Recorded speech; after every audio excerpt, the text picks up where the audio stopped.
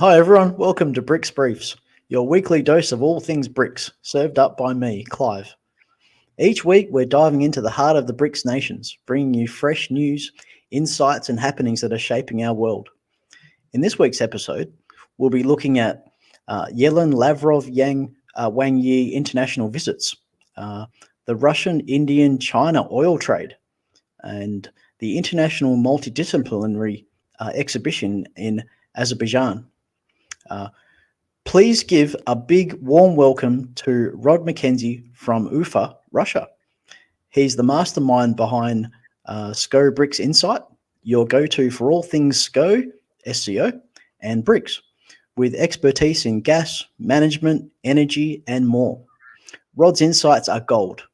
Rod is joining us as a new collaborator on Think BRICS, making our content family richer. Welcome aboard, Rod. Thanks very much, Clive. It's a pleasure to be here. Oh, no, that's great. I really appreciate you coming. And Rod's going to share a lot of his experience, a very wide breadth and a very long length of experience. So I hope you enjoy this. And so he's going to jump in at any time. He's going to be jumping in. He's going to say whatever he thinks, well, relatively. So let's start her up. Actually, we'll go with this. We'll keep us on the screen. Keep Rod on the screen. So, yes, the foreign ministers. They've been going around a lot. So this is an article from Global Times, April 8th. So only yesterday. Titled Russian FM's visit to China further strengthens strategic partnership. So it's certainly been a subject. I'll just read a little bit here. Russian Foreign Minister Sergei Lavrov arrived in China on Monday at the invitation of Chinese Foreign Minister Wang Yi, who was also a member of the Political Bureau of the Communist Party of China's Central Committee. The Russian top diplomat will pay an official visit to China from Monday to Tuesday, so just 2 days. So a bit more. The ministers will discuss the situation in Ukraine and the Asia-Pacific region, issues of bilateral cooperation and interaction in the international arena. So just a little bit here under the title China, Russia, US Trilateral Relations. US... I think when you say US, China, Russia, trilateral relations are pretty non-existent. The relationship is between China and Russia has a non-existent relationship with the USA. China's relationship with the US was what I would consider diplomatically as fraught. Yeah, it's very tense from looking at from the outside. Yeah. Well, it's always difficult to gauge exactly how fraught, as I put it, it is, because the Chinese are so inscrutable. I mean, when the Chinese want to tell you to F off, they tend to do it in the most diplomatic way, where you think they're paying you a compliment. They do. They're very good at that, which is nice in diplomatic relations between countries instead of... Yes, I mean, the Chinese have been the ultimate diplomats. Russians have learned from that, which is why Lavrov gets on so well. I mean, he is always so understated in his comments to journalists, etc., and very level-headed. In fact, if you look at his responses to some of the searing insults that have been thrown in the direction of Russia, you wonder how he hasn't lost his temper. Yeah, I'm glad we've got diplomats like that in other countries, because there's certainly a lot of provocations. Yeah. AUKUS, right? Yeah. This is, yeah. So, no, cool. Okay. Yeah, I'll keep going. But you chime in whenever you want. So, U.S. Secretary of Treasury Janet Yellen is also on a visit to China, and she warned that Chinese companies could face, quote, significant consequences if they provided, quote, material support for Russia's war on Ukraine, which is interesting coming from the US Department of Treasury. Yeah, well, Really? particularly, excuse me, not actually involved in diplomacy as much as finance. I mean, you would have expected to be Blinken as opposed to Yellen to be doing that. Particularly as if you've ever heard Yellen speak, she sounds like a squeaky old grandmother who should actually be still in an old people's home. Yes, it's quite a sight. I really wonder how other countries view, just that picture. It's really disconcerting, which is what we're talking about here, right? What the countries think of each other, the diplomats, how they view each other, they deal with each other, how they talk to each other. It's, yeah. Indeed. So I'll continue. Yang Jin, an associate research fellow at the Institute of Russian, Eastern European, and Central Asian Studies at the Chinese Academy of Social Sciences, told the Global Times on Monday China has its own principles in developing ties with major powers like Russia and the US, as, quote, we will never interfere in other countries' internal affairs and we will not meddle in the ties between other countries. So we hope the US could show the same respect to the China-Russia relations. Sounds fair to me. Yeah, I mean, that's delicately put and said. I mean, but when you mentioned there that Yellen said serious consequences, I mean, what exactly does she mean? I mean, it sounds like another bunch of empty threats. I mean, you only have to look back at 2022 at the outbreak of hostilities in the Ukraine, between Russia and Ukraine, where they threatened dire consequences. The major consequences of the sanctions have been the collapse of the economies of Europe. Yes, it's been really bad. I personally keep in a little bit of a track, people from Austria and Russia, and the signs are not good at all. It's just continuing to go down. Luckily, the weather has been great. Indeed, which means that there's more gas in the storages than there was they intended, which means that they'll not have to spend as much money refilling them again for the next winter. But if that turns out to be bad, yeah. Plus the consequences of the industrial breakdown, where many companies have now laid off or cut production, etc., which actually cuts down the amount of gas, but also increases the unemployment and inflation.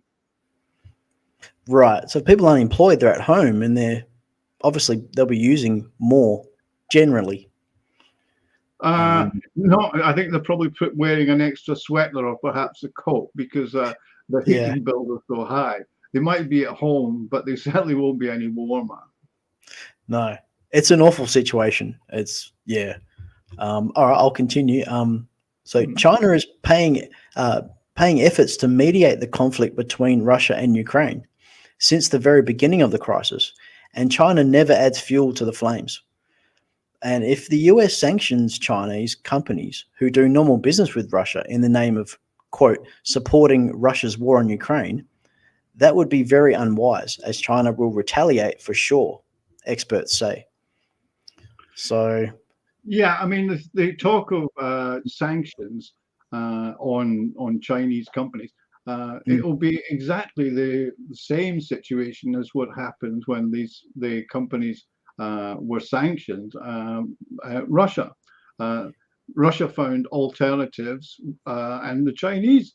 You've got to remember the trade imbalance between China and the US. US sells almost 3 times as much. In January, for example, the US sold $12.1 billion worth of goods to China, and China sold $35.6 billion.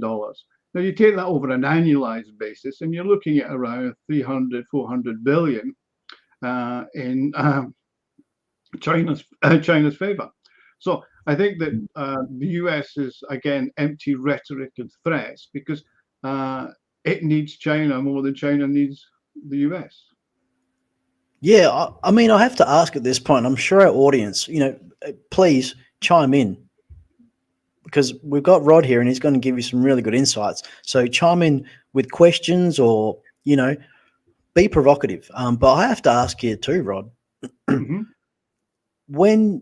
What is the U.S. Treasury Secretary doing flying over international?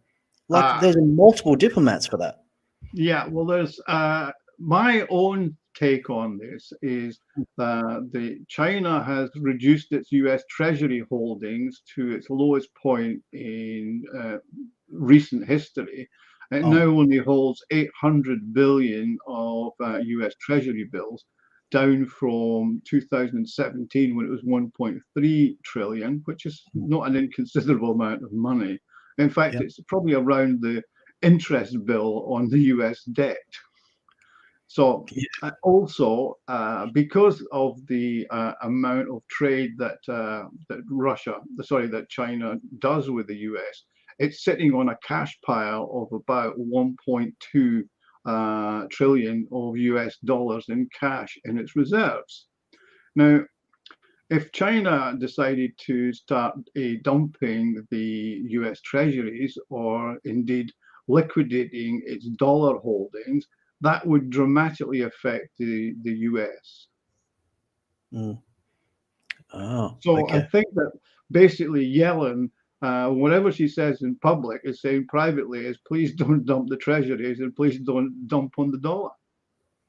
Which none of the media are actually talking about the real story. Well, I can't see what else she would be doing. She's not a diplomat, right? She's only involved in the U.S. Treasury as a former head of the Federal Reserve. So all I can see is she's talking to the People's Bank of China and to the Chinese economics minister and sort of saying, please don't put any pressure on the dollar in an Mm. election year. Yeah, that makes sense to me about what's going on. Let us know in the comments, the audience, please. What do you think she's doing there? Maybe she should have taken the trade minister with her, right? If it was about trade, you'd take the trade minister with you. Or Yeah. yeah, so it makes sense. But Okay, if you look at who the trade minister is in the US, I think it's Jennifer Granholm, or she's something to do with energy or trade, whatever. Again, she's not someone that I would put a lot of confidence in, to put it Mm. politely, in international negotiations. Right. Well, that could explain as well why they've got the head treasury lady going over there. So, to make up so maybe a very important, like you're talking about the bond market situation, a very important meeting she needs to talk. She's there for 7 days. That would also explain why she's gone. You know, maybe the Yeah, I decision mean, maker. seven days is a long time for any senior level of politician to be away on a visit to a particular Mm, country when it's not a vacation. mm, I'm certainly not aware of the likes of Lavrov, for example, spending any more than 1 or 2 days yeah. anywhere, uh, except obviously something like a summit where it'll be 2 or 3 days. They'll attend a summit like the G20 or whatever. But certainly a visit to China for 7 days sounds extra long for me. Mm. It makes me wonder Yes. what's going on there. Yeah. Well, I'll finish reading on this one. So QE said the timing of Lavrov's visit to China is very interesting, as it's overlapping with the time of Yellen's visit and takes place before the potential visit by U.S. Secretary of State Antony Blinken. Mm. Quote, so this just shows the complexity of the interactions between China, Russia, and the US. And in the trilateral relations, China is driven by its own national interests, end quote. Lee said in the China Russia US relations, quote, we are in a position with the most flexibility, while the US and Russia have very limited space to change the deadlock and hostility in their relations. The key for China to remain flexible is that we don't favor one take over another, end quote. So yes, it's Again, definitely. very diplomatically put, which Mm, basically sort of says is we have our interests, you have your interests, and we will continue to maintain contact with both sides, uh, while privately, obviously, favoring Russia. mm, yeah.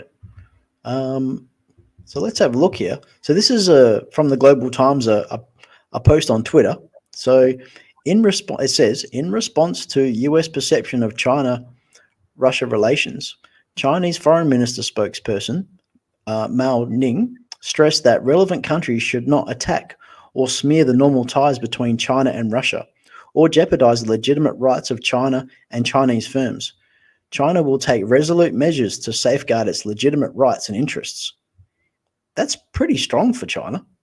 Yes, it's very strong. I mean, normally they would have put something else in. You know, we are an independent and we have a speak our minds, and but we like and respect the opinions of other countries. This is basically sort of saying is keep your nose out of our affairs. Mm, yeah, and fair enough too, because they're starting to get, I would say, a little bit too much. If China's starting to be strong like that, yeah. Here's another article, and it's still on the same subject. This is by Sputnik, 4 hours ago. China supports Russia's stable development. That's by the foreign minister. So China's foreign minister. I've just taken a couple of quotes here. So on the first day of his visit to China on April 8, Lavrov held a meeting with his Chinese counterpart Wang Yi.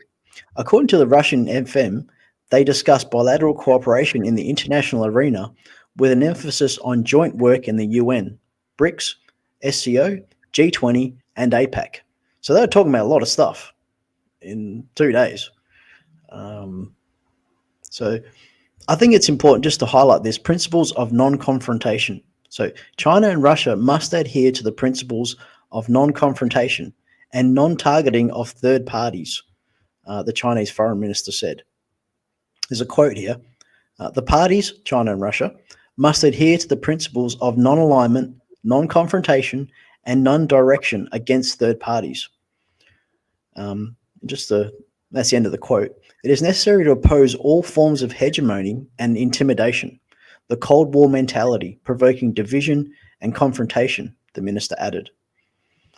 So, Well, yes. he's absolutely correct. I mean, and his reference to the Cold War is actually quite interesting, because in my opinion, and having lived through the Cold War in the West and lived through the post-Cold War period, or what I thought was the post-Cold War period in Russia, the situation between the West and Russia is actually worse than it was during the Cold War.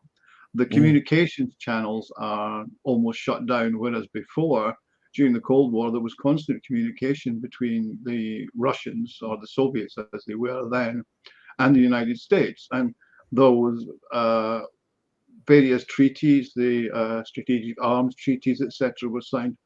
Now there's absolutely nothing, including no dialogue. yeah, it's getting quite serious. I mean, and obviously the example I'm giving here is not serious, but a friend, she had a printer, she bought a printer, and she could not get the device driver for that printer. And she actually asked me because I could access the internet on this side, right, of the wall they're creating, Yeah. and I sent it to her. Um, Mhm. so yeah, I mean a simple thing like that, but this impedes production, and yeah. Yeah, but what the one of the major things that's happened is in Russia, particularly, is import substitution. They've managed to substitute and get around most of the sanctions, and getting around the sanctions through intermediaries. And that's where organizations like the Shanghai Cooperation Organization and the BRICS have helped. And to be honest, the BRICS has dramatically benefited, as has this SCO, from the sanctions. It's made them come closer. It's made them all make money, because they're all working together with Russia. And yeah, Mm. and it's interesting that you're about to mention Blinken in the next sequence. But Blinken has been trying to interfere in certain of the Shanghai cooperation countries in Central Asia. He's been threatening Kyrgyzstan. He's been making noises in Kazakhstan, which is obviously directly bordering. It's got one of the longest borders in the world with Russia. And they're attempting to remove Armenia from Russia's sphere of influence. So that they're not giving up with their vision of this unipolar world, which is crumbling in the face of the Shanghai cooperation and the BRICS. Yeah, it is worrying because those sort of countries you're talking the SEO countries, the East Asia, sorry, Central Asia. Yeah. Central Asia, yeah, they're not doing great generally, and but again, I think what's been happening when you sanction a country, I guess it may be a little bit different for Russia because they are relatively independent. But when you sanction, they actually get stronger. They start to become self-reliant. But if they have regime change and coups, operations there, obviously that's different. And Russia has shown that they can bat that off. It's not only Russia, though, Clive. You look at Iran, which is also a BRICS member. It's been under sanctions for so many years, and it's adapted and developed. And yes, it would have developed better and faster had it not been under sanctions, but it still hasn't collapsed, and the dreams of regime change are as far away as they ever were for what they call the Great Satan in Iran. So yes, most countries collapse under sanctions, but Cuba's a great example as well. You know, it's been under sanctions since 1961, and it still exists in much the same way as it always has. It hasn't developed, but it's still there. Iran and Russia, it actually has made it stronger. If you look at my channel, SCO BRICS Insight on YouTube, or my website, SCO BRICS Insight, the articles, you'll see that Russia has become more self-reliant. It's also reached out to other parts of the world that were deserving of attention and had been overlooked, as Russia had been focusing of being part of Europe as opposed to the global South, Middle East, and Asia. And with the addition of Egypt and Ethiopia into BRICS, strengthens Russia's hand in Africa. It also strengthens the BRICS organization, and the move to kind of change the whole world and the agencies that used to run it. I'm glad.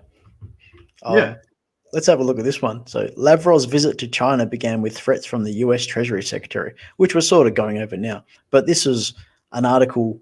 I can actually, Rod, do you want to read what news agency is this? Pravda. Kolomskoye Pravda. Kolomskoye Pravda. Excellent. Okay, thank you for that. Bit of translation there. So just a little bit more on this. So on Monday, Sergei Lavrov arrived in the Chinese capital, which we've said. He had to share Beijing with the owner of the main American weapons. So these guys have a little bit of a twist on this, but I think it's important to sort of bring it up. The US Treasury Secretary, having arrived, she immediately began to threaten. So this is being picked up, and people they're not happy. So America's top financier. It's interesting here. They call her the financier. That's not a good term. Flew to China. It's not actually very accurate.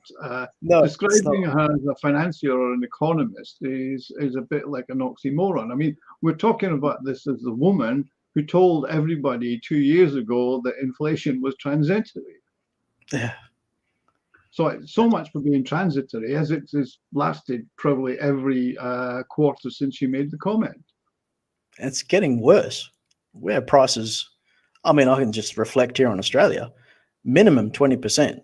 And Yeah. I actually work in security, electronic security, and I'm a purchasing officer function. And we're seeing monthly, because I do monthly reports and we update the difference in the costs against what we have the prices set in the system, and they are changing rapidly. So I'm actually putting it ahead 10% because the prices are changing month to 2 months, 5% minimum per month. Yeah, So I mean, that comes down to the basic costs of every enterprise are energy salaries. And energy prices have gone up much more than salaries have. And food prices, which again are involved with energy, have gone up. And, it's just a matter of will it stop? No, it won't. I don't see an end to this for the time being. No, it doesn't seem to have. It's been many months now. So, I'll say here. So first, she visited Guangzhou and then moved to the Chinese capital. Following her talks in Beijing, journalists learned that the Treasury Secretary threatened, quote, serious consequences if Chinese companies did not stop supporting the Russians. Quote, the Chinese should not provide assistance to Russia in the conflict against Ukraine, end quote. This is, Yeah, I go mean, ahead. this is a kind of a weird, as in, you can't help Russia, but you can help Ukraine. It's not anything. She's not saying be neutral. She's basically saying don't help Russia, but you can help anybody else we don't like. Yeah, it's very obvious. It's becoming very explicit. I mean, we have so much attention. She goes to China. There's a lot of attention on China. And she says this stuff very explicitly outside her actual posting. Yeah, but to be honest, Clive, in my opinion, it's rhetoric. And it's done for consumption of the electorate in the US. What she's saying publicly and what she says privately are probably two different things. Now, as far as Chinese companies supplying Russia, if she sanctions one, just another company will fill it in or sell it to an intermediary who will then fill it in. It's like playing whack-a-mole. You hit one and another one appears through another hole. So, this is what happens. So, it's just rhetoric. And I say I'm surprised as you are for 7 days and what she's doing there, unless there's some serious financial machinations going on that we're not aware of. That's what I suspect. Yeah, that's what I actually suspect. But that's my suspicion. The audience, what do you think? Maybe some of our audience who are quite sophisticated, and especially if you start going to Rod's channel, you will become even more sophisticated. What do you think? And this is the beauty, I have to say here. This is the beauty of YouTube, and the alternative media. That's what they call it. Where you have people like Rod, who has a very lengthy and breadthly background and experience, are able to communicate and comment and ask questions and give information. Obviously, you're not going to divulge stuff from corporate stuff like that. Be careful, but we want to hear from you. It's really important. So I think our producer has a video, so let's roll with that. Let's go with that, because I'm boring people with my reading. So sorry, but we do have an audio only audience too, so we try to do that too. Yeah. But he's going to roll that, so we'll just bear with us. When U.S. Treasury Secretary Janet Yellen visited China, her attire, the restaurant she went to, and the dishes she ordered all sparked discussions on Chinese social media. This demonstrates the importance Chinese society attaches to the US and their expectations for improvement in China-US relations. However, Yellen's hope for China to reduce the production capacity of electric vehicles and solar panels shows a typical American mindset, which does not align with the general understanding of the Chinese people. From our perspective, the expansion of relevant production capacity in China and the decrease in prices are the result of fierce market competition among manufacturers, not subsidies from the Chinese government. Where can Chinese government get so much money to provide such massive subsidies? The world needs to continuously promote low carbon and green goals.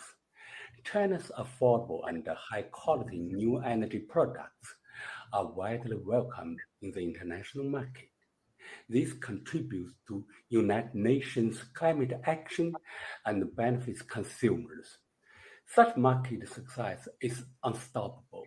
Of course, China does not want to crush similar industries in other countries, but achieving trade balance requires leverages in the market, such as Chinese companies building factories overseas. Administrative measures won't work. That was interesting. Mm. That was interesting because the US has always used its monopoly power in many areas to destroy other markets. I mean, we only have to look at the US shale gas industry, which needed to find a buyer. So what did they do? They killed off Nord Stream and Europe's cheap gas supply and supplied it with more expensive LNG that's crashed the European economies. The US has always used its monopoly power. It's used it so often, and now it's crying wolf because its companies cannot compete with manufacturing in China. So the whole manufacturing sector in the US has disappeared. They're now talking about bringing it back, but you can't recreate something that you've destroyed. So, I mean, when they talk about the energy sector, yeah, solar panels, Germany and the US have proved that they can't make them to the same specifications and price as the Chinese can. And that's because they have the economic efficiencies, lower labor costs, and the expertise. So in the end, the US is blaming government subsidies, but as the gentleman in the video said, the Chinese government is not giving massive subsidies. It's just a matter of efficiencies. They've certainly invested in that over the years.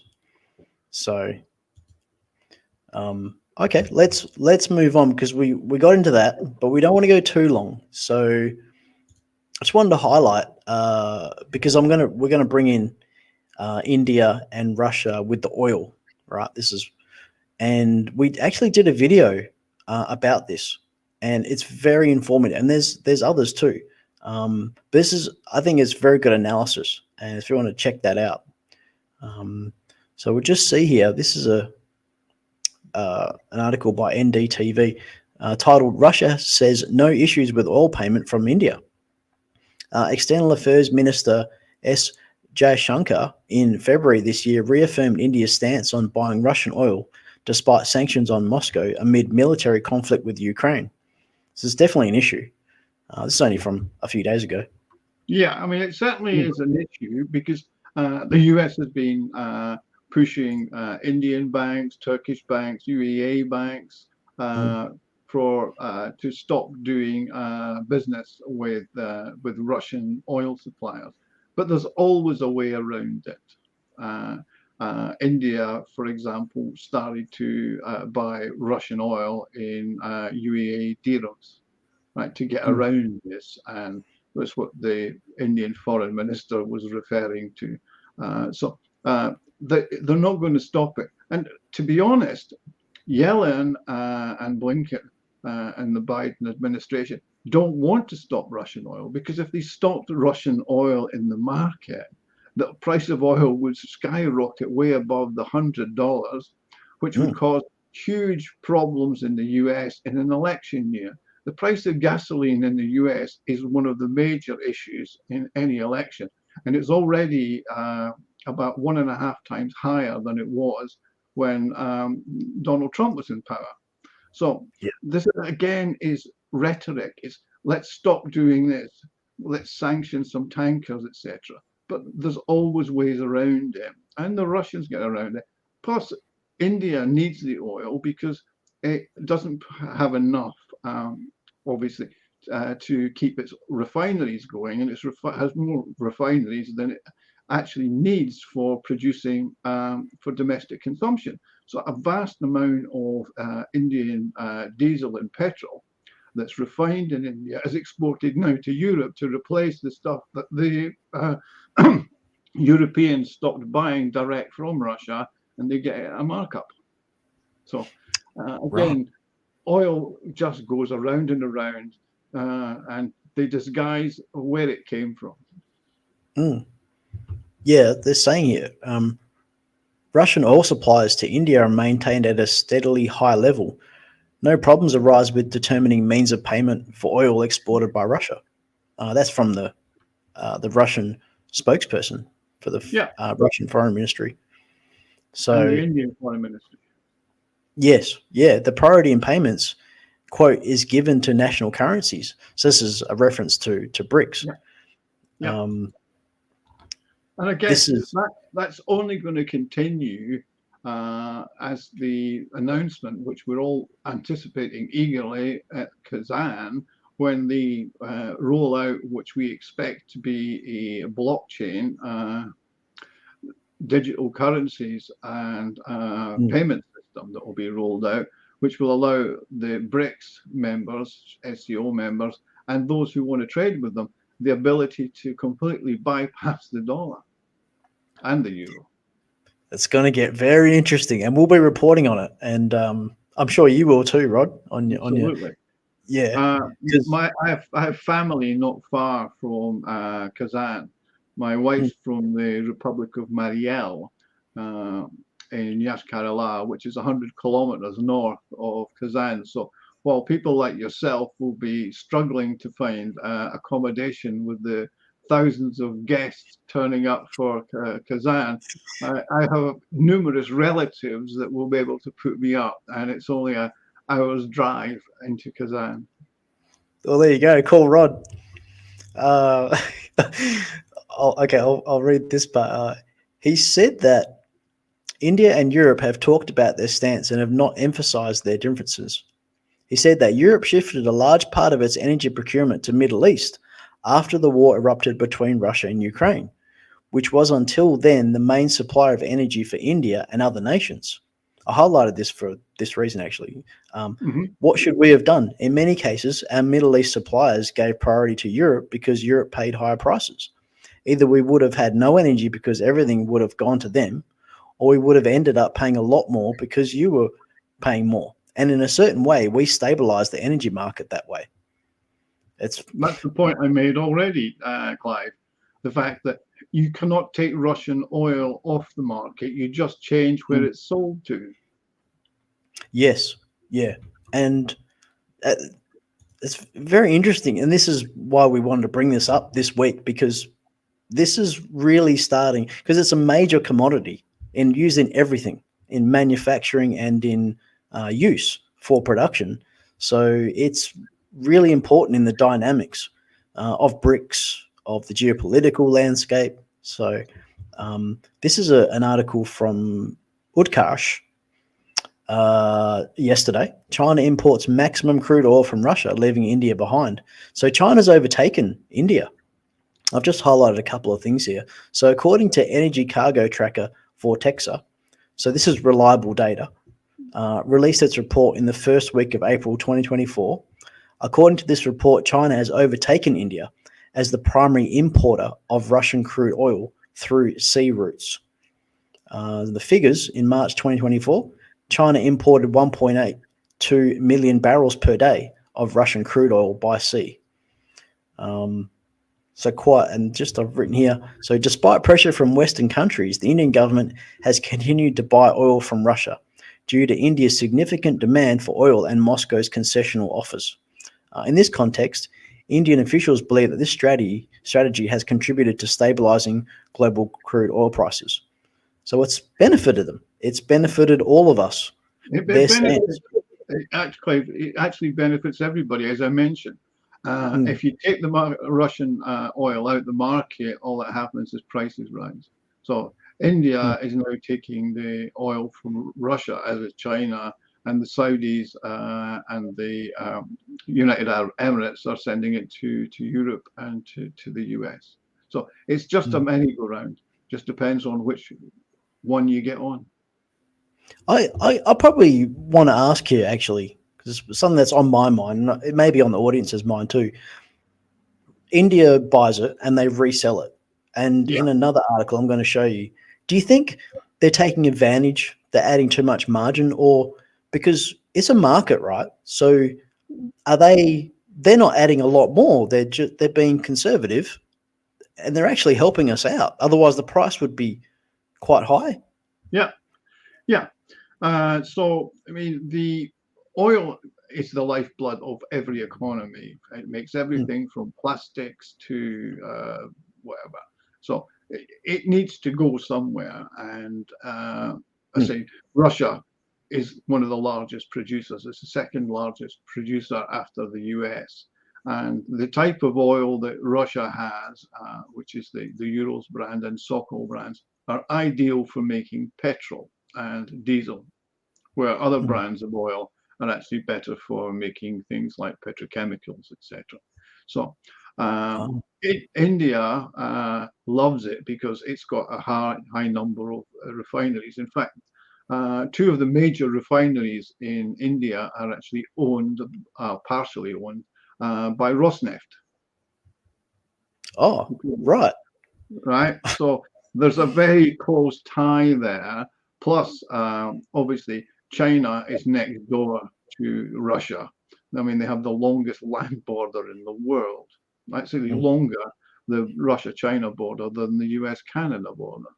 So they have the ESPO, the Eastern Siberian Pacific Ocean pipeline that goes almost to the Chinese border and unloads oil into tankers. And it's only a short hop for the tankers to unload into China. There's also a talk of a branch of that being passed on to into China itself, similar to the gas pipeline, the Power of Siberia, that currently provides natural gas by pipeline directly into China. Right. Actually, our producer, he put up a comment from one of the audience. Or we can, thank you. Our producer's onto it. He's onto it. So I'll just read, if you see, maybe you want to comment on it, Rod. They already blocked Venezuela and Iran by West. We invested in. Go ahead. Yeah, basically, India went along with the sanctions on Venezuela and Iran, where China didn't. So China was buying the Venezuelan and Iran. And of course, when Russian heavy oil came off the market, the US had to turn somewhere. I mean, you're probably not aware, but a large number of the refineries on the American Gulf Coast were actually owned by Venezuela, because their heavy crude is the absolutely ideal crude for making petrol and diesel. So when the US sanctioned Venezuela, it literally cut off its nose to spite its face, and then had to source oil elsewhere. Now, as the gentleman Nadish Kumar points out, the Indians were forced to block Venezuela and Iran, so they had to go to Russia. I mean, there are only limited number of countries that can supply the volumes that are necessary, and you have to buy them on the spot market, because countries like Saudi Arabia, etc., all sell oil on long-term contracts as much as possible. It's a bit like the gas money. Right. That's okay. Awesome. All right, let's have a look. Let's keep going. I try to get through this stuff. I don't like to show Reuters. I have a personal problem with it, but I do too. They lie. yeah, and but I'm just for information's sake, just titled Asia crude imports surge as China, India snap up Russia oil. So same thing, just a little bit. Asia's import of crude oil are expected to rise in the highest in 10 months as heavyweights China and India lifted arrivals from Russia. So that it's growing and growing and growing. I think I've highlighted something else here. Yeah, India imports. So India also kept imports of Russian crude elevated with arrivals of 1.5 million barrels per day estimated for March, an 8-month high and up from February's 1.36 million barrels per day. That's significant. Russian flows to India have been boosted by increased availability of crude for export in the wake of Ukrainian drone attacks on Russian refineries. Yeah. However, there is a question mark over the outlook for coming months as some Indian refiners have stopped accepting cargoes transported by Russia's state-owned Sovcomflot in order to... Basically, that is the Russian fleet that they built up after sanctions to transport the oil when the West thought that if we stop them getting insurance and for Western tankers, that will stop them. But of course, like everything else, the Russians found a way around it. Yep. Go Russia. To comply with new Russia. And I've just highlighted here the opinions expressed here are those of the author, a columnist. And I'm just going to say, like, this author, I'm not having a go at you, Clyde, okay? I'm just saying, but this resume reads like an intelligence officer. I just have to say, I really shouldn't say that. But if you want to look at this article in our audience and just, I shouldn't really, but I'm going to. There's some things I feel provoked to say sometimes, I'm not an expert, so yeah. But I thought this was important about LNG, and Rod, maybe you have some insight too. But this is sort of in this. It's not oil, but it's energy. The 4th of April, Europe's still addicted to Russian LNG. The EU purchased nearly half of all Russia's liquefied natural gas export in February 2024, with China a distant second. The fact that neither the pipeline gas nor LNG imports from Russia are banned 2 years after Russia's special military operation shows the EU's uneasiness to lose any gas supply. The EU will soon allow individual member states to block imports of LNG from Russia without the use of sanctions. The shift in Russian gas flows show that while pipeline supply has slowed to a trickle and could fall further with the end of a gas transit deal via Ukraine at end of 2024. So I thought this is important too. Yeah. I mean, Europe's buying LNG simply because the Nord Stream has gone, Yamal Europe pipeline's gone, and only 40 million cubic meters per day transits through Ukraine, and another 35 million cubic meters transits through Turkish Stream. And that mainly goes into the Balkans and up to Serbia. So LNG, now the interesting thing about LNG is you can buy it in a tanker and it becomes yours. So it doesn't necessarily have to be a Russian gas because it's just gas in a ship that somebody else bought. Oh, it's not identifiable like oil is, right? Correct. I mean, some time ago, they started to mix Russian oil with other countries and called it the Baltic mix. So it disguised the origin. As far as LNG is concerned, it's gas. It's in a ship. You buy a tanker load from Novatek or Gazprom, etc., and it's yours. So you then sell it on to a third party, and your company is American or Swiss or whatever, suddenly becomes Swiss LNG. Right. Okay. So that's a different dynamic, isn't it?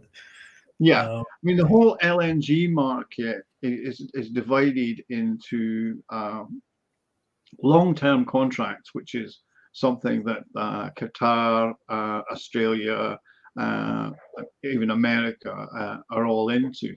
And only a small proportion of it is ever left to the spot market, which tends to drive the price up when there are times cold weather in Asia or cold weather in Europe. The spot market price goes up, and you see the dynamics at the Dutch TTF, which is the transport facility, title facility, where they fix the price of gas. So you can tell when it's cold weather because the price automatically goes up.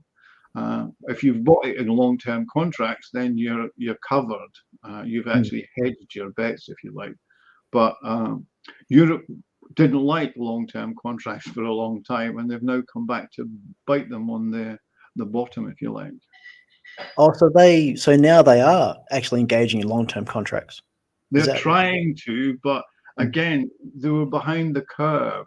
Countries like Japan and other parts of Asia, including the Chinese, had tied up long-term contracts. So when the crisis first hit in 2022, the Germans and the British went cap in hand to Qatar asking for the gas, and the Qataris said, well, we don't actually have any available, but we will have in 4 years' time. Right. So this is similar, right? When we have, I'm just saying, when you don't do a long-term contract, then there's room for speculation with short-term. Yes, right. Which invariably means the price either goes up or down depending on the weather. Right. The colder the weather, the higher the price for gas on the spot market. Right. So yeah, I apologize because I wasn't really going to bring LNG into this conversation, but I think it's sort of similar. And I just wanted to check this out, Rod, and our audience. So many of those imports, especially in Belgium, are re-exports to Spain and China, according to Korea's analysis of February 2024 data of Russian fossil fuel exports. So, quote, while Belgium's total LNG imports in February rose by a mere 4%, their imports from Russia saw a much more significant 44% rise. At the same time, Belgium's re-exports of LNG rose by a massive 81%, a significant portion of which was shipped to Spain and China, pointing towards the country's role in transshipping Russian gas globally. So this is Belgium, who's, Brussels. They don't produce any gas. They're just an intermediary. Yeah, right? And they're telling everyone not to use gas and, sanction Russia, and they're selling it. I mean, the hypocrisy. Oh, come on. Don't act so surprised. I mean, hypocrisy is the middle name of the European Union. It's don't do as I do as I say. Yeah, it's an awful example. When I read that, I had to include this in our run. So, okay, we're done with that. So we're just going to show, which I thought was really good. This is exactly the sort of stuff with BRICS and the SCO, the International Multidisciplinary Exhibition. So, are you familiar with this, Rod? I'm not. You just come to my attention, but I'm very interested in when exactly is it? It actually says here. I've got this next one. It shows here. So it says 17th to 19th of April. Wow. And I mean, it's not very prominent. Unfortunately, these guys don't get much exposure. Yeah, I hadn't heard of it, but I'll certainly be looking to find information regarding it and doing something on it. I think it's a great idea. Why did we pick Baku though? That's kind of weird. It's not exactly a member of BRICS, is it? And I think it's only an associate, or what's it they call it? An observer. observer member of the Shanghai Cooperation Organization. So it's kind of an unusual place to have it. But yeah, I think it sounds like a great idea. It's probably one of the major organizations that I think that I can't see who the organizers are, but I would imagine it's probably one of those major global companies that do the major oil and gas expos, etc. have probably put it together. But it's certainly a worthwhile idea. Yeah, well, you get industry because this is, I think, Central Asia. So this is countries who are quite exposed to coups and regime change and pressure from outside, depending on Russia. And these sort of things are really vital. I mean, this is what I really enjoy about BRICS, where they have this, let's expose and bring in investment, bring in cooperation. And then, you join that up with the SEO trade corridors that they're building, the Belt and Road Initiative. It's very important. International trade corridor. Yeah. So this sort of thing, and we like to give a bit of exposure. Sure. And so that's where we're going to end off today. Anything parting, Rod, do you want to say, or no? Just keep looking at my channel, SEO BRICS Insight, and the YouTube channel to be well informed. I've certainly enjoyed our chat today, Clive, and I look forward to working with you and the channel again for mutual benefit. Oh, thank you, Rod. I appreciate it too. It's good to talk to someone, and I'm usually talking to myself. So I know the feeling. I make a video most days, and one of the gratifying feelings is when I get the feedback. I did one the other day, and I got over 800 comments back. Whoa! Most of them were complimentary. So it's a delight to actually have a conversation. Yeah, that's really important. I stress this again and again. I'll take the opportunity here because we're almost an hour, but we really want your feedback. We really want you to comment your experiences, like that comment from what was his name, Nadish Kumar. Really, that's what we really value. That we want you guys to come and have a discussion, and maybe we'll have different formats. And now we've got someone like Rod who really knows his stuff. It's really good, and we provoke him and make him recall things, and so. All right. Thanks, Rod. I'll end off here. So thanks for tuning in to BRICS Briefs. If you've enjoyed this dive into the multipolar world and wish to join the conversation, please drop a comment. If you liked it, give it a thumbs up.